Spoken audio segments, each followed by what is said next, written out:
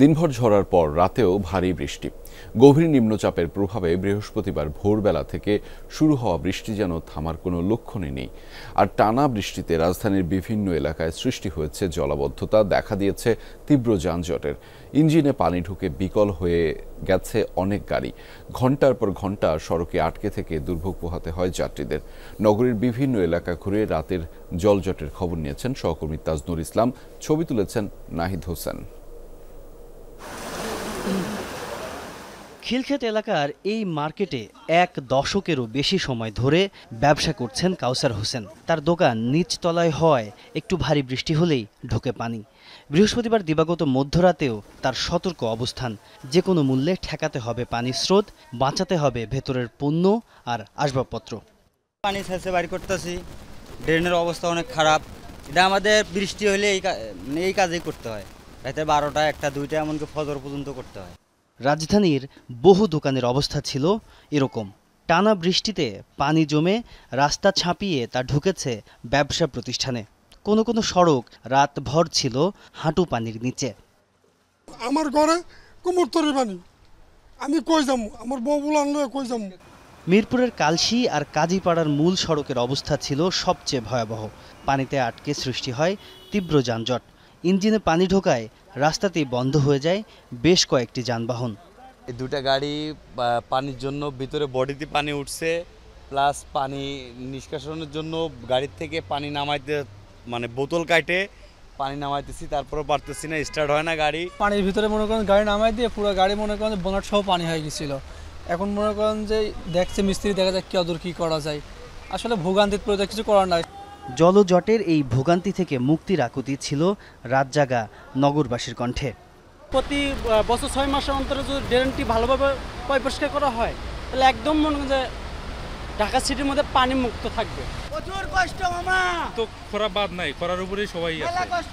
কারণ খরা বলতে যে কাজ করতেছে এই লাইন সেই লাইন, কিন্তু বৃষ্টি আসলে পানি ঘন্টায় ঘন্টায় থাকে। এটার সমাধান কে দেবে ভাই? রাজধানীর জলাবদ্ধতা নিরসনে জরুরি নিয়ন্ত্রণ কক্ষ স্থাপন করার খবর জানায় ঢাকা উত্তর সিটি কর্পোরেশন। সংবাদ বিজ্ঞপ্তিতে যোগাযোগ করার মোবাইল নম্বরও যুক্ত করা হয়। তবে রাতে বেশ কয়েকবার কল করা হলেও ওপাশ থেকে সাড়া দেয়নি কেউ। ঢাকা শহরের ধারণ ক্ষমতা খুব সম্ভবত আরও আগেই শেষ হয়ে গিয়েছে। প্রত্যেকটি এলাকাতেই সামান্য বৃষ্টিতেই পানি জমে থাকছে এবং সেই পানি নামার কোনো নামই নেই। প্রত্যেকটি ড্রেন, প্রত্যেকটি লাইন একেবারে বদ্ধ। এখনই সুন্দর পরিকল্পনা নিয়ে কাজ শুরু না করলে এই পরিস্থিতি দিনকে দিন আরও ভয়াবহ হয়ে উঠবে। তাজনুর ইসলাম, যমুনা নিউজ, ঢাকা। এই মুহূর্তে রাজধানীর জলাবদ্ধতার পরিস্থিতির খবরাখবর জানাতে আমাদের সাথে যুক্ত রয়েছেন সহকর্মী রাব্বি সিদ্দিকী। তার মাধ্যমে জানাবো মহাখালী এলাকার সবশেষ তথ্য এবং পরিস্থিতিগুলো। রাব্বি, এখন আবহাওয়া পরিস্থিতি কেমন দেখছেন? একই সাথে জানতে চাই নগরীর জলজট পরিস্থিতির কি উন্নতি হলো কিনা, কি অবস্থা দেখছেন? আপনি তো বেশ কয়েকটা এলাকা ঘুরলেন।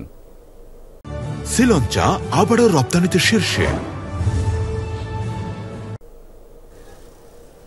যদি বলি যে আজকের কিন্তু রেজা এমনই থাকবে, তার মানে সকাল থেকে আমরা দেখছি যে গুড়ি গুড়ি বৃষ্টি, সেই বৃষ্টি কিন্তু সারাদিন থাকবে এবং আবহাওয়া অফিসের যে সবশেষ যে বার্তা, আমরা সেই বার্তায় দেখি যে আজকে কিন্তু আবহাওয়া অফিসের যে বার্তা, সেই বার্তায় কিন্তু পরিষ্কারভাবে বলে দিয়েছে গতকালই যে আজকে সারাদিন বৃষ্টিপাত হবে।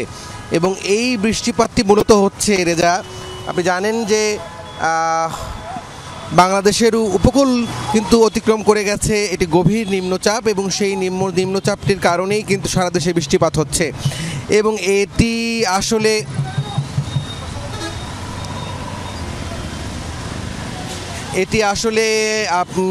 আপনাকে বলতে চাই যে এই কারণে কিন্তু চট্টগ্রাম, নোয়াখালী, লক্ষ্মীপুর, ফেনী সহ বিভিন্ন জেলায়, বিশেষ করে বরগুনা, পটুয়াখালী, বরিশাল, সেই জেলাগুলোতে 1 থেকে 3 ফুট অধিক উচ্চতার যে জলোচ্ছ্বাস, সেই জলোচ্ছ্বাসটি কিন্তু হয়েছে। এবং এই কারণেই সমুদ্র বন্দরে কিন্তু 3 নম্বর সতর্কতার সংকেত দেখাতে বলা হয়েছে। এবং সবশেষ আবহাওয়া বুলেটিন আরেকটি বিষয় পরিষ্কার করেছে, 48 ঘন্টা পর্যন্ত আবহাওয়ার এই বৈরী রূপ এটি কিন্তু থাকবে। এবং ঢাকায় যে বৃষ্টিপাত, সেই বৃষ্টিপাতটি আজকে তেমন একটা বাড়বে না। এইরকমই অবস্থা থাকবে এবং বৃষ্টিপাত কমার কারণে কিন্তু প্রাণচাঞ্চল্য ফিরে এসেছে। বিভিন্ন সড়কে যানবাহনের সংখ্যা বেড়েছে, মানুষের চলাচলও বেড়েছে। জলাবদ্ধতার যে জায়গাটি সেটি আমরা মোটামুটি ঢাকা শহরের বেশ কয়েকটি এলাকায় গিয়েছি। পানি কিন্তু কোথাও এখন মানে জমার সুযোগ পাচ্ছে না, যেহেতু বৃষ্টির তীব্রতা কমে গেছে। বাতাস আছে এবং বাতাসের সাথে গুড়ি গুড়ি বৃষ্টি আছে। এই বৃষ্টিতে আসলে যারা খেটে খাওয়া মানুষ, যাদেরকে বের হতেই হয় কাজের জন্য, জীবিকার জন্য, তারা মোটামুটি কাজ করতে পারছে, যদিও বাতাসের তীব্রতা আরো বাড়বে। দর্শক, রাব্বি আপনাকে ধন্যবাদ এবং আমাদের সহকর্মী রাব্বি সিদ্দিকীর মাধ্যমে রাজধানীর সবশেষ খবরগুলো আপনাদেরকে জানাচ্ছিলাম।